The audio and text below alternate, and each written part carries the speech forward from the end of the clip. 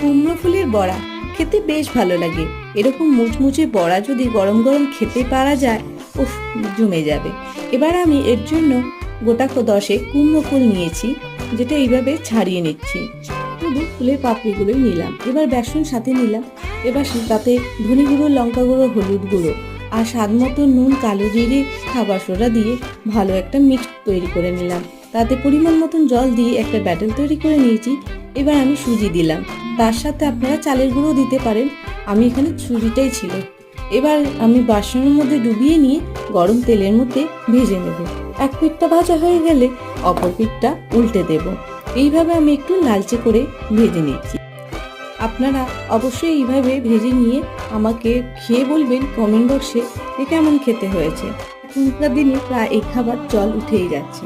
তো যাই হোক, আজকের রেসিপিটা কেমন হয়েছে, আমার তো দারুণ